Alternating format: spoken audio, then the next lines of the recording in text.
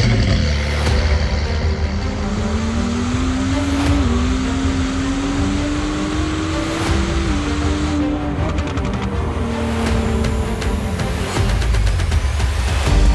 is Hard Parking, brought to you by Right Holly, Right Toyota out of Scottsdale, Arizona. I'm your host, Jhae Pfenning, recording to you from Lisbon, Portugal. That's right. Coming up on today's episode, Tim McGrane of the M1 Concourse. A couple weeks ago when I was in Long Beach, I ran into Tim randomly. I go, hey, what's your name? I'm Tim McGrane. I go, oh, you were on my podcast like 3 years ago. So I'm playing this as a classic because I loaded my hard drive up before I went on vacation and I grabbed the wrong hard drive. So, set for a classic. Anyway, coming up after this word from 4Wheel Online, Tim McGrane. For over a decade, 4Wheel Online has been bringing the best truck accessories and truck parts to enhance the appearance and performance of all trucks and SUVs. They are dedicated to providing an extensive range of upgrades that will match any maker model on the road. The truck products cover everything to give your truck a custom look and added functionality.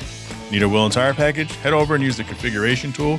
They carry all the major brands of wheels and tires, so go get outfitted today. Visit them online at 4Wheel Online. Tim McGrane, welcome to the Hard Parking Podcast. Jay, thank you.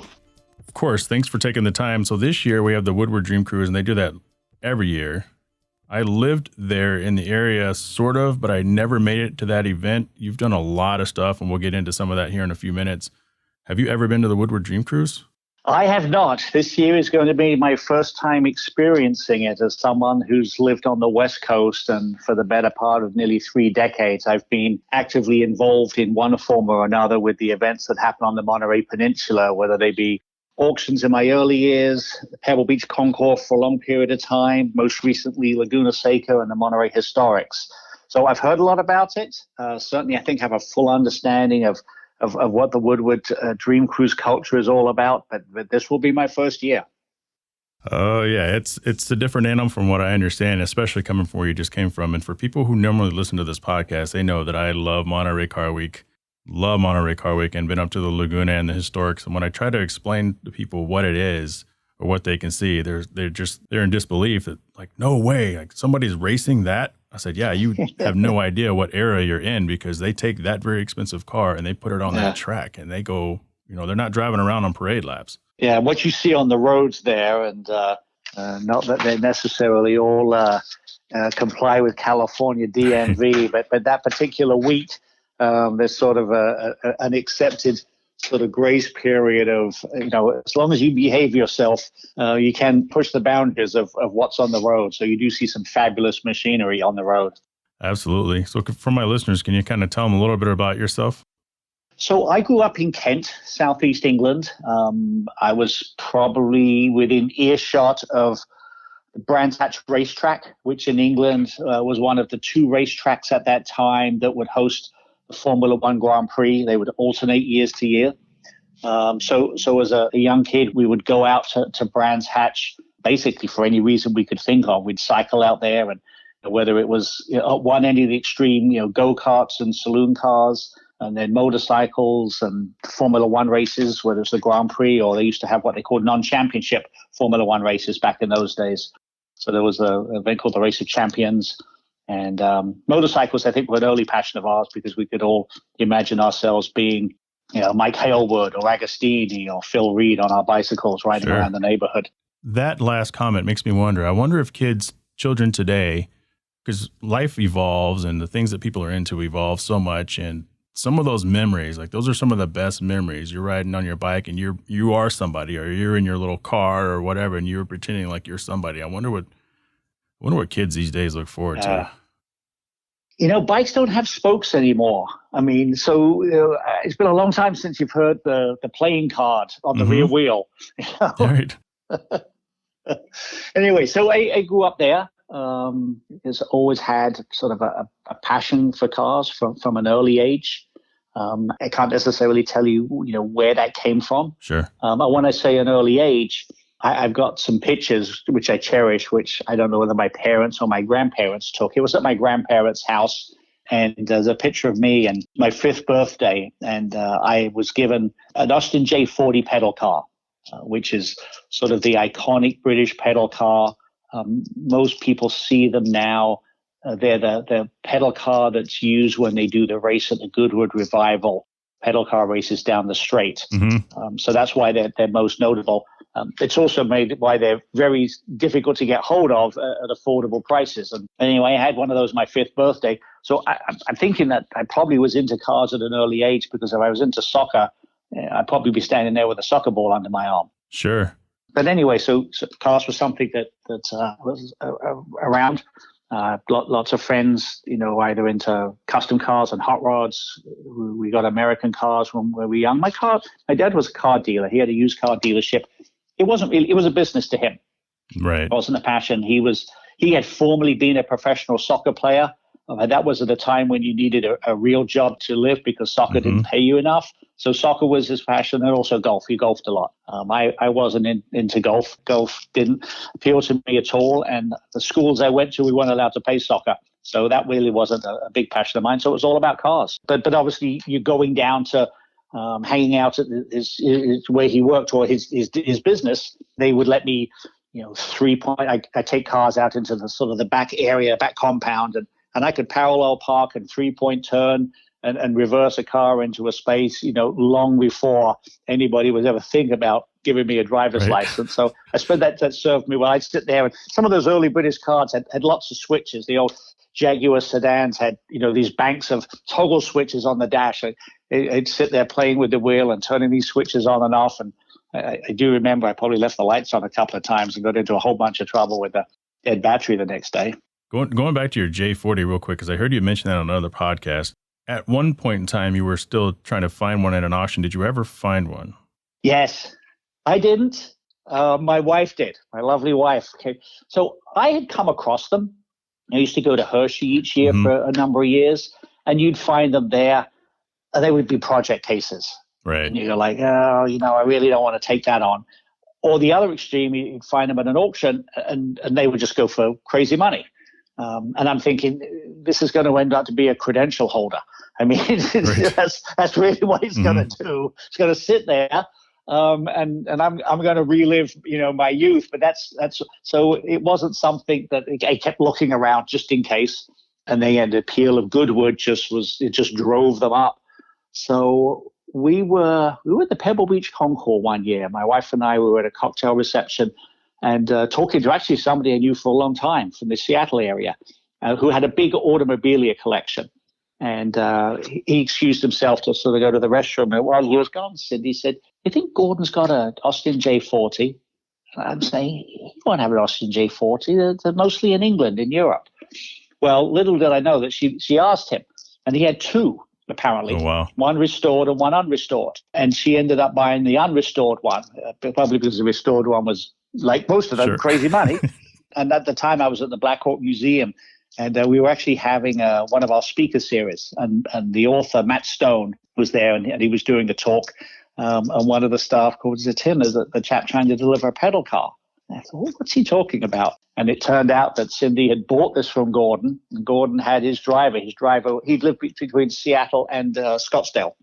His driver was coming through the East San Francisco Bay Area and dropped off the car. So there I was. It was a present. Santa came early, and I have a fear that she probably paid as much for that pedal car as maybe I paid for my first 2 or 3 full-size cars. But that's all right. It's a great memento, and hey, maybe our granddaughter will take to it in a few years when she gets to 5.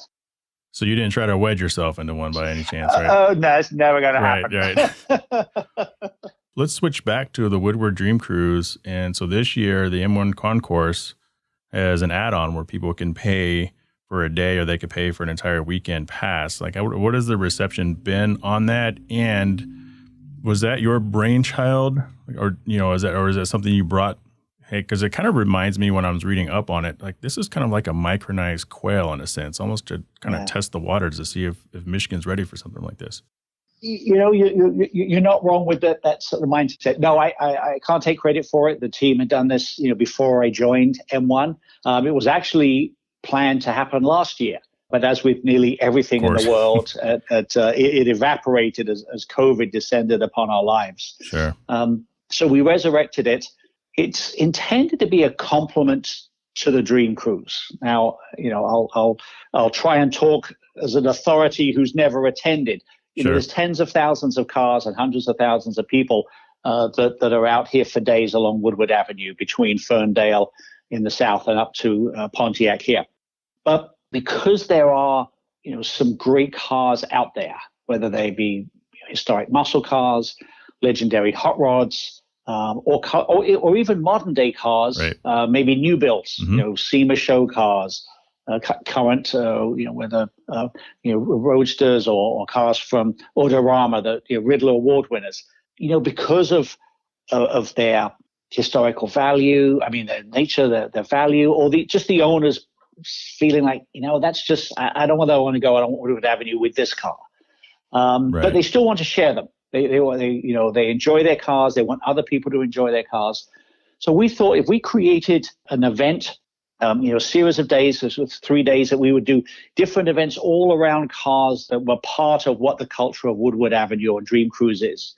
And because we have this controlled environment at the M1 Concourse facility, so we put it together. We also are able to offer some additional amenities. The ticket will include, you'll get food during the day, you'll get beverages. We'll obviously have the necessary facilities. Parking will accommodate you with parking. Not all of it on site, some of it off site, but with shuttle service. So all those things that maybe some people have found challenging and maybe a deterrent to go down and do Woodward Avenue, that this will give them an opportunity to come here and enjoy these cars. And again, it's we're not looking to take anything away from the Dream Cruise because that's what that's what it's all about. But we're on Woodward Avenue. M1 Concourse took its name from Woodward Avenue's original Highway 1 designation, Michigan 1 Highway.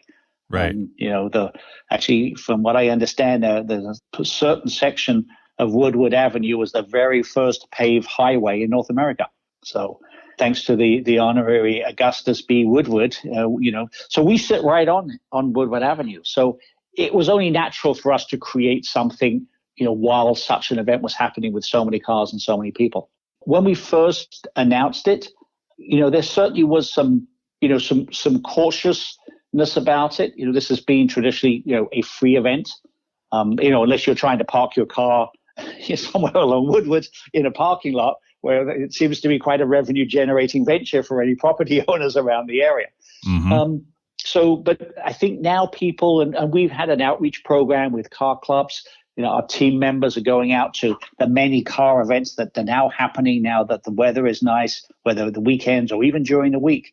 And people are really getting engaged with it. And, in the last, 2 weeks, our ticket sales are really taken off. So we think that the people, are seeing this, as a good opportunity, but it's not an alternative in the sense that they can come to our event. So, we've got some car clubs where, maybe they found a place or they have a place, but they can only fit 25 members' cars in. And there could be 50 members. So, who gets is it the first 25? Is it, okay, Joe, it's your turn this year because you did it last year. So somebody's missing out. Whereas here, we could accommodate if that city, they came to us and said, okay, we've got place for 60 cars, but they can also leave here and go out and cruise Woodward Avenue if they've got a spare 4 hours, which I understand what it takes to get around. A 45-minute drive turns into a 4-hour cruise and come back and their parking space is still there, the space where their club is. So we think that will be appealing, and it's going to take a while. Truth, it's only been in the last few weeks that, with the people getting vaccinated and most states lifting their regulations, we're now sort of starting to, sort of exhale and go, okay, there is life after this and we want to go out and enjoy it. So we certainly sense a pent up demand for people who want to go out and enjoy themselves at car events. So we're looking forward to having a very successful event.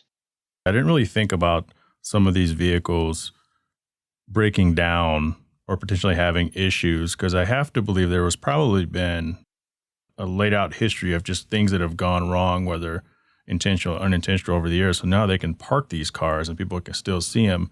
But for an event that's been so traditional to the entire region, not just, Detroit, the community adoption of this, I can imagine what some of the feedback could have been when they first pitched it, or what is still coming in. Like, have you had to see or read or handle any of that stuff? Well, from our end, is my understanding Pontiac was the last of the, I think it's 9 cities that are between Ferndale and Pontiac to formally embrace the cruise. And I can't tell you why that was the case. But, some of the cities are obviously very embracing. Maybe some of them may look at it, with more challenging vision, depending upon, if you've got long distances between your traffic lights, you end up with, a lot of sort of, stoplight racing. Although it sounds like by the sheer quantity of cars that are out there, you're probably not doing much speed because it just isn't possible. But if you're out there on the road, I mean, you've got people that are cruising, people that are just trying to get somewhere in their normal life and probably wondering, what did I get in the middle of here? Trying to take the kids to soccer game or something. So I think there's, the organizing committee, obviously, I wouldn't say it's a challenging job, but it's certainly I take my hats off to them trying to get, again, if it's 9 cities to sort of all agree on something, but I think it's probably one of those things. They're coming anyway. We might as well just adopt the program and accommodate them and make sure that we make the most of it. So Pontiac is certainly welcoming. They've created a whole sort of welcoming committee for not only this particular week, because we've got back-to-back events here at M1 Concourse, but then in September when we have back-to-back events with our American Speed Festival preceded by Motorabella. So Pontiac is as part of their, sort of transition in bringing Pontiac back from, what obviously is some very challenging times that they've had, really embracing these events. And it's great that we get the support for the city, but I think it's just as important for us to do everything we can to make the events that we do here or the events that we're involved in benefit this part of Oakland County and also the city of Pontiac where we can. Yeah, and one thing to remember, I think that the city has to try to remember, and maybe that's what they have figured out, is it's not just people there. Like, people are coming from everywhere to attend this event, so it's more revenue. But sure, the rest of the stuff is always going to be kind of a headache. People upset because they can't go shopping, and then what do you do with the strip mall people? And so with regard to the vehicles that are going to be in the concourse, and from what I'm reading, they're going to be rotating some of the cars out. Will they be stanchioned off, or will it be like some of the other concourse events where those who are there are able to kind of walk around and hopefully engage in some conversation with some of the vehicle owners? That is our intention. We've got space here where we can space the cars out, and it's our intention to sort of display the cars so they can be enjoyed. Now, there may always be exceptions to the rule in the sense there's one particular car for whatever reason. The owner may say, if I'm going to bring it out, I really like it to be stanchioned off. And it could be just because the experience is, it's just a magnet for somebody to get in it, or for whatever reason. But, if you go to a lot of like this weekend, I'm heading down to, Amelia Island. And obviously we've mentioned Pebble Beach and those events and the tremendous cars that they have at those events. And people respect the fact that, yes, they're not stanchioned off, but also that they don't touch them. They enjoy the cars, but respect the fact that they're available. And it's not like a auto show where everything's behind ropes. And so that's our intention. Yeah, and the people that are attending Pebble Beach and the Quail and some of those events, they've paid a ticket to get in, as opposed to, it was Exotics before they moved to Exotics on Broadway, where it's the only wide open free event where you can't really move, and so there's a lot more risk of something going wrong. Well, that's exactly. There's a concentration, when it was down on Cannery Row, and I haven't seen it on Broadway, but I've heard. But yeah, you've just got so many people in such a little space that you got a log jam, and that has then you just get too many people in an area where the cars that are exposed are potentially being touched or damaged. Yeah, so it's necessary, and I think it's going to be exciting. I think that people who maybe are against it now because they don't quite understand, or they're not used to saying, okay, well, I can walk up and traditionally look at this thing for free, whereas now, I have to pay if I want to go in there and look at it. This happens all over the place, and especially with some of your history and some of the things that you've been a part of, this is just par for the course. So I want to kind of switch to your history. So you have roots in hospitality. How Yes. much do you think that's actually played a part in all the roles that you've held over the years, where hospitality is essentially the fundamental experience skill set, I would imagine, needed to pull off any large event when dealing with people from all walks of life brought together by their love of automobiles? Like, how much do you think that root hospitality experience has helped you? Well, I think it's been beneficial for me. I was very fortunate when I first came out to the States and lived in California. I worked for a restaurateur in Palm Springs, a gentleman by the name of Mel Haber. So he owned a high-end restaurant in an exclusive inn in Palm Springs. He also owned a very popular nightclub at the time. And he was a driving force when it came to taking care of the guests. Now, his business has made a lot of money, and we made a lot of money because we took care of the guests. But that being said, it was all about making sure that, when the guests came, how they were greeted, how they were taken care of, making sure they didn't wait for anything, greeting them, just spending time with them. And he was a taskmaster. People used to say to me, did you learn a lot, from Melvin? I said, well, no. Did he teach you a lot? He's like, no, you just learned. If you didn't learn, you were gone. Right. Because it was his business. But he was, and he was around. He passed away just a couple of years ago. But I think anybody in the desert area, if they knew Mel Haber, he was considered Mr. Hospitality.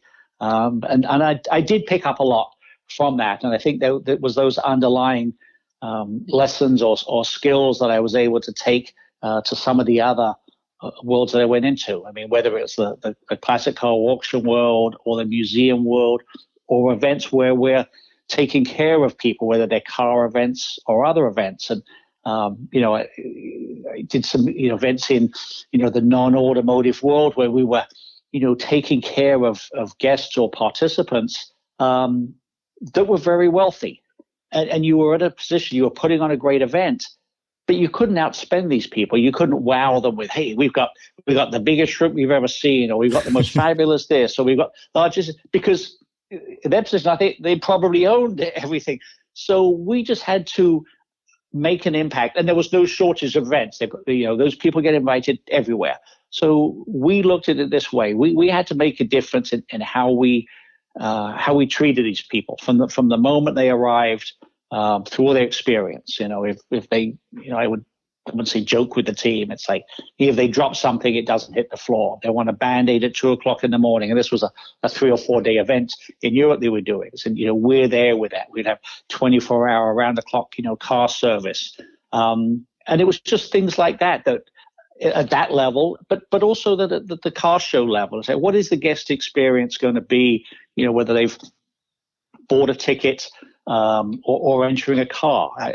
When I joined Laguna Seca, I went there, and as I had been a guest of Laguna Seca, whether the track management or teams, I'd gone there a lot. And I knew the experience that I'd seen as an attendee. And when I took over, I got the team together and I said, this is how we have to approach it. Whether they've driven down from San Francisco and they spent money on a tank of gas, or they've shipped their race team from the other side of the world, they've spent money to be here. And whether it's a sunny day in the summer or a cold, wet day in the winter, it's our responsibility for all these people, media, teams, sponsors, vendors. We have to give them that bucket list day experience.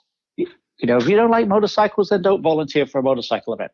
If you get up in the morning and your favorite parking space is taken, that's your problem. But check it when you get out of the car, because that person coming doesn't need to meet a grumpy person, because 100%.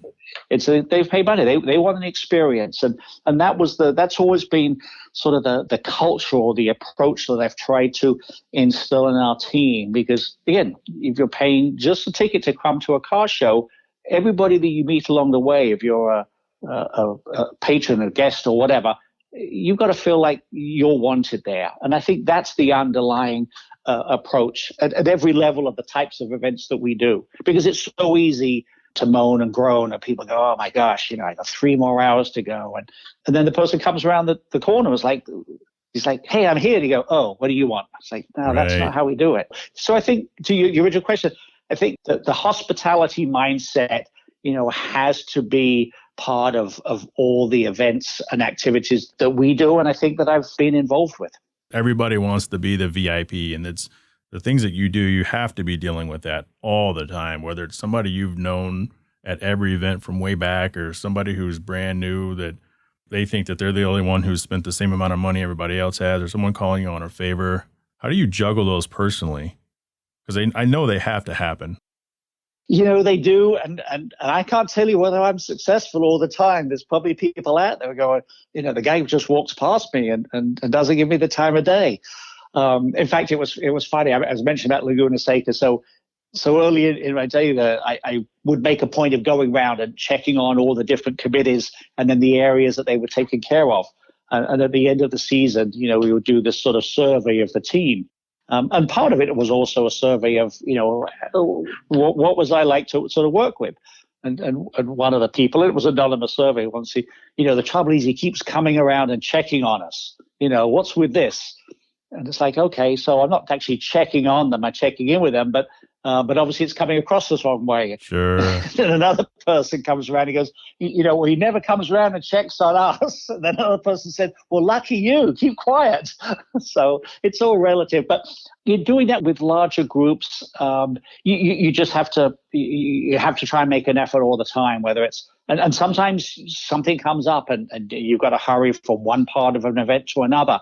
And somebody wants to stop and talk. So, you have to either politely excuse yourself or spend a couple of minutes with them.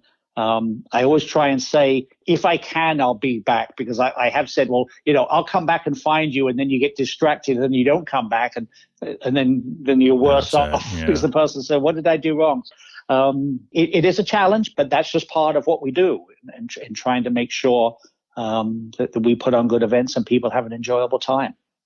I feel like what you just gave examples of about checking up, that's kind of a microcosm, I think, of just people in general, because I can take that exact same example and apply it to a very traditional corporate America. And one employee is going to say, my boss leaves me alone. They don't care how I'm doing. And the other employee says, my boss won't leave me alone. They're always asking me how I'm doing. It seems to not really matter. People just seem to kind of be wired either one way or the other. And it's an interesting thing. Have you ever lost a relationship behind something within the automotive community, in a sense where maybe you had to make a compromise for an employer or some other event that a colleague or even a friend just didn't understand? I have, and I'll just leave it at that. Yeah. And, it was a decision that I had to make. I was hoping I didn't have to, and it was very tough.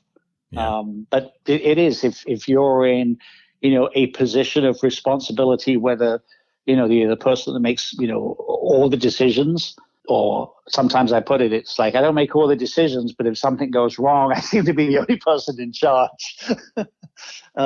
So yes, and that just happens. I think if you, it's just a matter of time. If it hasn't happened to, anybody that's in a leadership position now, it's just a matter of time. And the busier you are, and I've certainly worked for a number of organizations and done a lot of events. And I think, but that being said, I've also had situations where I've had some very challenging initial meetings or relationships or connecting with somebody for the first time on a very challenging situation. And ultimately you end up with very long-term relationships or actually even personal friends. But the first time you meet or interact, is not pretty for whatever reason. You win some and you lose some. And it's one of those things. It's like you can make everybody happy sometimes, but you can't make everyone happy all the time. So at some point, something's going to happen. And you're right. Yeah. Switching gears a little bit, let's talk about the car community, because I think trying to paint the car community as one broad stroke is almost like trying to summarize multiple nations of the world with multiple languages as one type of person. Like, how would you define the car community to you? Well, the car community, that's sort of a broad phrase, because absolutely, you can take some of these, single mark clubs, whether it's, Corvette or Camaro or in some of the European, marks, and they're the Porsche, and they're close knit. They've obviously got a passion for that model or that manufacturer, or that particular era. If it's the 55, 6, 7 Chevrolets, and that's their main focus. And then you get, other broad categories like the Antique Automobile Club of America, even though the name is Antique Automobile Club, the eras of cars that are accepted into that, goes from early vintage and veteran cars, all the way through, 50s and 60s. Sort of the hot rod era. I know on the West Coast, the Good Guys organization, and they've created a community, a lot number of states, and it's a very active. People feel like they're part of this, affinity group, and I think that's it. I think people enjoy being part of a group where they've got like-minded interests. Now, like-minded interests, it may just be cars in general, or it may be very specific to, air-cooled Porsche cars, and anything in between. So I think it's that, enjoying your passion, but enjoying it with other people. Yeah, I agree. And it's to the person out there who is not into cars at all the car people are all the same. But even given some of the examples that you stated, I mean, the Porsche Club, the PCA they're into the PCA. And if you're not in the PCA, they may not look at you the same. And it's the same thing with some of the lowriders and some of the other things. And I just think it's interesting that, we're all into it, but it's just different enough. Sometimes there's a lot of division in the car community. Well, the other side of that is you've got any organization, whether it's in the car world or golf or country clubs or homeowners association, you get a group of people together. There's always, dissenters in the ranks or people that just don't agree. So, yeah, I think that's just part of it. But we still enjoy being part of these groups and these associations. Tim, are you allowed to be you when you're at a lot of these events?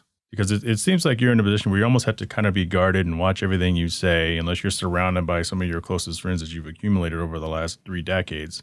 Well, I'd like to think I don't have to watch what I say. I hope I just say, the right thing all the time. But I think because some of the organizations that I've worked for, I certainly do have to be mindful of the situations I'm in. And how there are certainly some times where I've gone, I could quite easily jump in that car or jump on that motorcycle and go blast around this facility, and go, I can't really do that right now because I'm supposed to.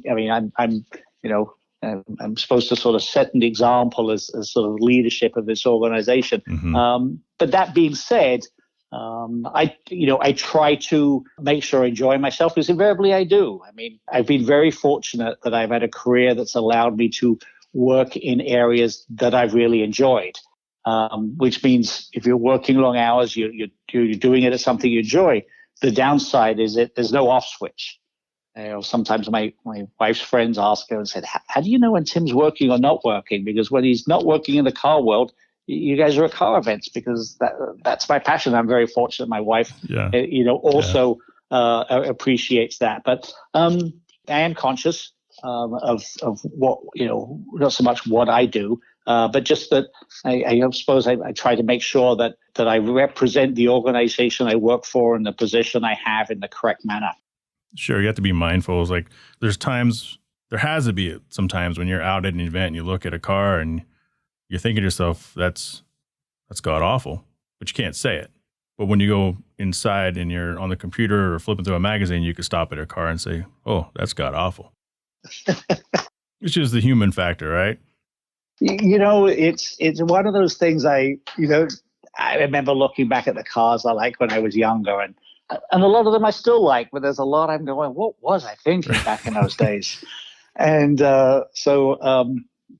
from a point of view of, people are passionate about all different cars. And I suppose at a younger age, I probably was critical. I was that person. They're going, oh my gosh, that thing's terrible. There are times when you certainly do look at a car and you go, whoa. Sure. You try not to say it out loud.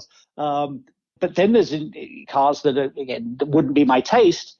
But then I connect with the owner, and then you get engaged and see what they like in a car. Sure. I've got a daughter that, into, she likes unusual cars. And sometimes she'll go to me, Dad, look at that. I'm like, you like that? She goes, yeah, that's great. And I'm going like, do I really know you? Right. But we go around, and that's the fun part of it. It's, if we all like the same thing, it would be a boring world. So it wouldn't be a car community. Some people's tastes are a little bit way out there. That's a great response. And it kind of brings up this next question. So what have you seen along, as far as the evolution of the automotive car culture? Because there's people who have super negative camber where they're riding on an inch of the tire, which obviously is designed to do that. What are some of the things that you've seen out there that you've struggled to embrace the most? Like, I'm 45 years old, and there's trends that I struggle to understand. Like, there's a thing called the Carolina squat, where the pickup truck is literally dragging its rear bumper on the ground while the front is jacked up. Like, I just don't understand that. What are some things? And I know we embrace it, right? Because the person driving that truck, they're into that. And I respect that they're into that, even though I'm not into it. What are some of the trends you've seen that you just kind of scratch your head? It's like, okay, I mean, if they like it. I think the really big wheels ones is the one that gets me. The really tall, almost up, I'm on stilts type look, and not the 4x4 with the big mudslinging tires. Those you understand. You just not for me, and you go like, yeah. But you're going to see a lot of those where you're at. I'm here to tell you. I know that's just one thing. I just look at that and I go, and they've got tires that are probably thinner than rubber bands. And that just has to be the hardest ride in the world. Hardest ride, yeah. You're gonna, especially in the roads in Michigan, as I'm learning very quickly. Oh, they're awful. They're awful around the Detroit area. There's a few stretches, especially over by the Detroit airport. But, LA's got some pretty ugly roads too. That's exactly it. It was funny. I went down to the IMSA race in mid-Ohio last weekend. You drive down here and you cross the state line into Ohio and you go, ooh, I'm on a billiard table. Right. Yeah, it's awful. So there's a thing that's going on now with the EPA. So we're going to talk a little bit about this because I think it's affecting everybody in a certain sense. They've been pretty aggressive in the past few years about going after, as they call, emission-defeating devices. But not everybody sells emission-defeating devices. But earlier this year, they fined a company in Idaho $3.5 million for infractions over a given time frame. A lot of people are thinking that these aggressive emissions are what the EPA hunt is going to eventually eliminate drag strips and racetracks, things like the Monterey, like the Laguna Historics, that it could be a thing of the past. And it doesn't seem to matter what era of vehicle you're into. Tuner shops are afraid to make the things that consumers want for fear of being shut down or fined. What are your thoughts on the overall way that the EPA has been aggressively going after tuner shops manufacturers? Because this doesn't matter if you drive a 1930s vehicle, 50s vehicle, or a 2020 vehicle. Well, it is concerning, and certainly, you can understand the need for sensible regulations. Mm-hmm. But when they're now taking to the point where, if you're driving a car on the road, whichever state you're in, that car should comply with whatever the current regulations are for sort of emissions and smog or whatever one wants to call it. But what's happening now is they're taking that and it's spreading off, into, as you say, into the drag strips and events like Laguna Seca. But not only that, but all those other small activities in between. Mm-hmm. And that's why I think, organizations like, PRI and their parent organizations like SEMA and any other group that's got a body that's trying to address this with, the elected officials, whether it's statewide or nationally, because, the industry or the hobby or however you want to describe it, supports, so much. First of all, it generates so much business. And I think there has to be this correct balance between, what is the correct regulation? Where does that regulation need to be applied? And have an understanding of what motorsports is all about, or the enjoyment of the automobile that doesn't infringe on breaking state regulations. Because obviously it is important that we have, we get rid of sort of anything that affects greenhouse gases from that point of view. And obviously the automobiles are that. But it is concerning. I had a conversation just 2 days ago with Jamie Myers from PRI.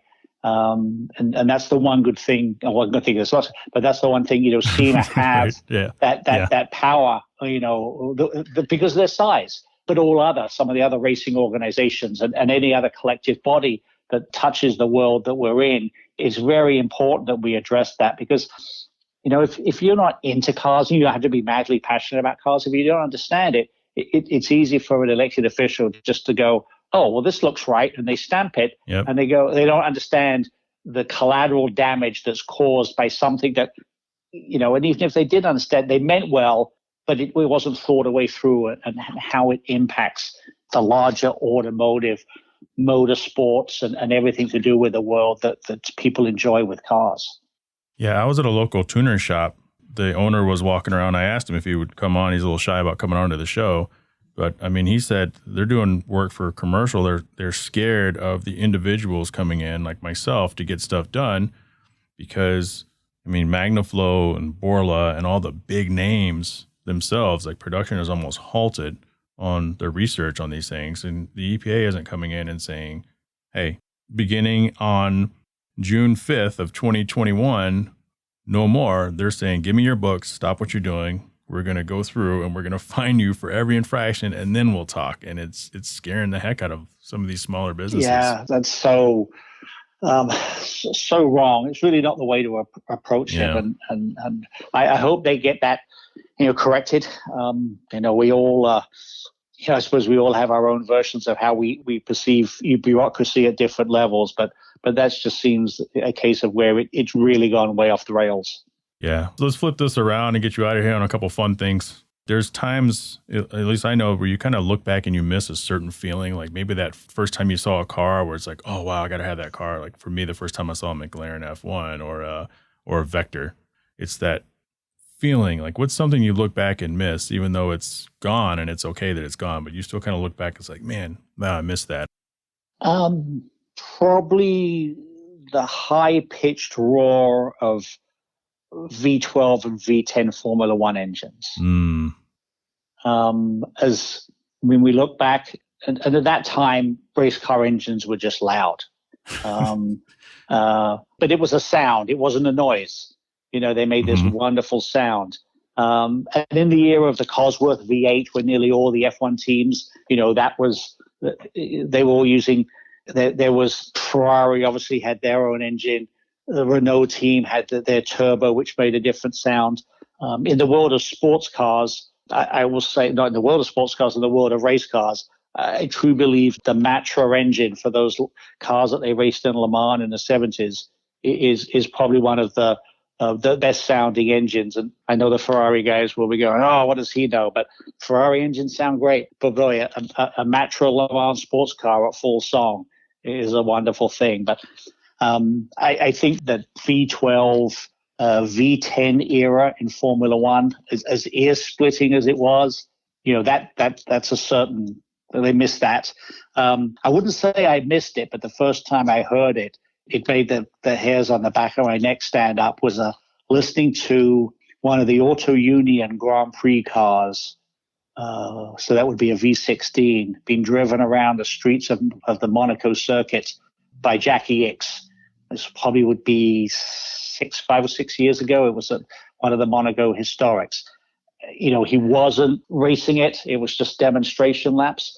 But because there's certain parts of the circuit where, he can push on it, when you go through, what they call the Sandoval curve, and they go up the hill to Casino Square. So, the engines under load. And because the building's so close, that was magical. That was a great sound. I can't imagine what it was like in the day when you had, what they call the era of the Silver Arrows. You had the Mercedes Grand Prix cars and the Auto Union Grand Prix cars, and they were duking it out. That just had to be something special. Have you ever gone to the WeatherTech International Historics up in Elkhart Lake? I have not. I hope to. Now I'm a lot closer. You're a lot closer. I went to, there used to be, it was formerly called the Chicago Historics. It was held at Elkhart Lake, and it was put on by a chap from Chicago by the name of Joe Marchetti. I didn't know Joe that well, but when I worked for Rick Cole, he and Joe were really good friends. And Joe was another one. He was a consummate hospitality person. He owned a restaurant in the Chicago area called Como Inn. But you went to the races because Joe took care of everybody. So I'd been to historic races up there at that time. I've obviously been to some IMSA races recently, but I hope to go to the WeatherTech Challenge. I mean, the WeatherTech Historics up there. The guys up there I got to know very well through my time at Laguna Seca, Mike Kirchner and his team. And it's a great track. And Siebkins in Elkhart Lake is also a place that you have some fun times. To get there. You have to get there. I've been there a few times. You have to get there. That super famous painting that they have with all the racers that have come in there. One year we were there. They have that, where you drive your race car from the track, and they have the car show downtown. And then later in the evening they all drive back. I'd ridden with Rick. He had a Lotus 23B. And, Rick's smaller in stature. I stand 6 foot tall. So, sitting in a little car like that, I'm like a cartoon character sticking out. So, we drove in the parade. I think it was police escorted downtown. And but then I think we went to dinner, spent some time with friends. By the time it was over, not only had the rest of the cars gone, but it was now dark. And, we're trying to make our way back to the track in a race car with no lights along the old roads. That was... that was an interesting trip. I'm familiar with that route. I led a few parade laps around the historic Road America course that goes through downtown Elkhart Lake. And I'm very familiar with that. What's left on the Tim McGrane wish list of events to either attend or be a large part of organizationally? I think I'm going to have my hands full as regards events to organize. I think what we've got here, and we're going to start putting together a 3 to 5 year plan for the events that we have, sort of theming them, looking down the road and going, okay, how can we make this one a little bit special that year because there's an anniversary or there's somebody we're going to recognize. I think we're going to, look to, create another feature event. We'll find the time on our calendar and obviously the other calendars out there and see if we can find an opening. Not sure what that will be, but certainly we'll have a combination of an automotive theme and a lifestyle theme here. So we'll work on that. I've never been to Monza. And I think that just the passion that Italians have, I think, there's certainly a number of F1 tracks, historic tracks I haven't been to, but I think Monza would have to be up there. You'd have to do that. I've never done the London to Brighton. I've watched it when I was a lot younger, and it wasn't quite as well supported. There was a period of time where, you had, fathers or grandfathers that had the car and the younger generation weren't coming around. And actually, I think it's generally thought of that there's a film called Genevieve, which is a British film. It was based around the London to Brighton, and the film became very, very popular in England. And was probably responsible for the turnaround of people interested in the London to Brighton. So, that's an event going on. I've had a lot of friends that participate. I have some friends that have been involved with it. They, given that the cutoff for the cars is 1904, you can't have anything younger than 1904. And boy, not only are they strict about that, but the verification process that the car has to go through to actually make sure that it is a true 1904 car, and from that point of view. But the numbers of cars that participate, are growing each year, and the average age of the participant is going down.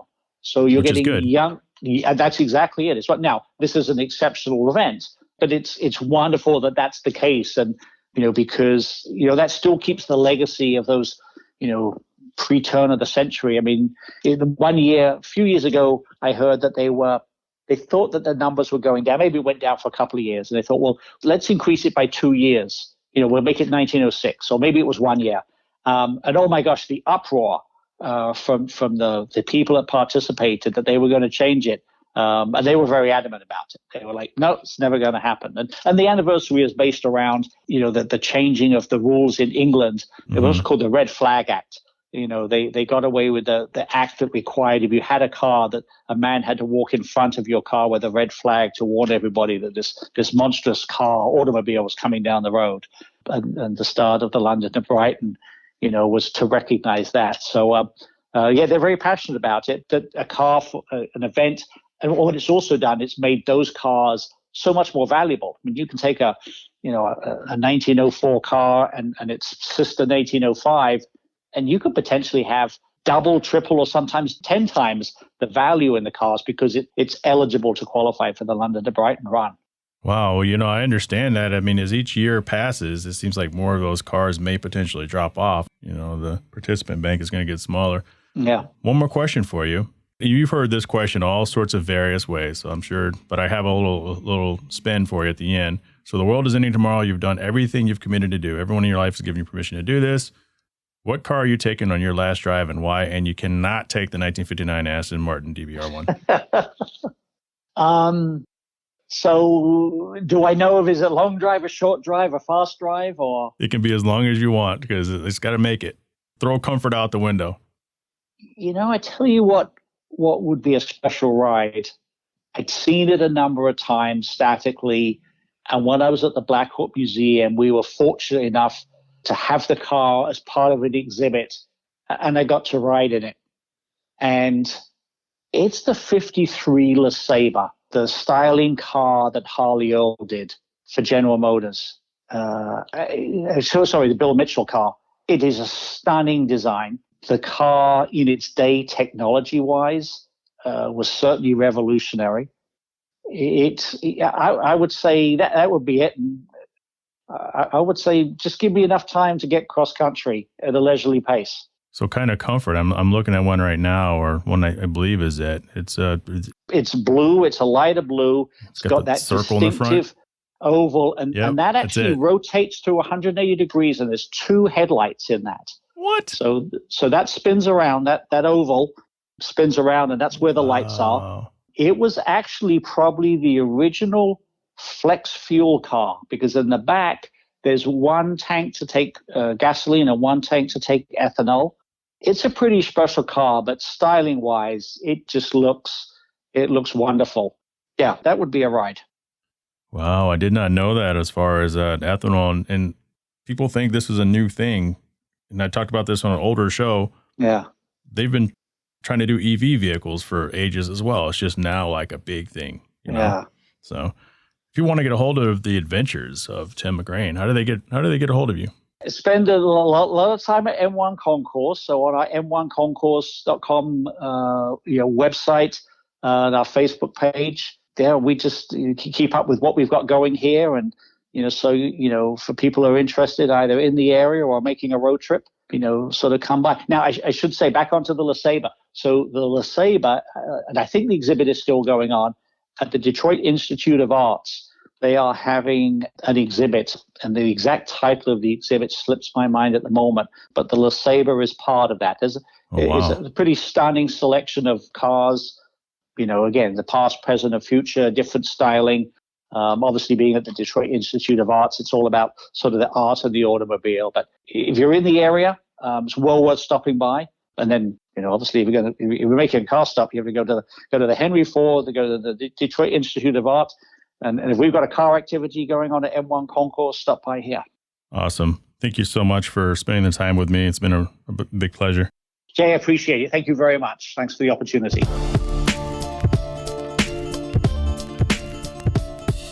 That conversation was and still is brought to you by The Cell Shop, an Arizona-based retailer that strives to be a destination of choice for wireless services, whether Arizona, Washington State, California, Texas, and Florida. They're an authorized AT&T dealer. So visit them at cellshop.us and get connected today. That interview was from 2021. Like I said, I ran into Tim McGrane at Long Beach, which is really cool. He gave me an M1 Concourse book, took a couple photos with him, and hopefully one day I'll make it up to Michigan to do the M1 Concourse and the Woodward Dream Cruise.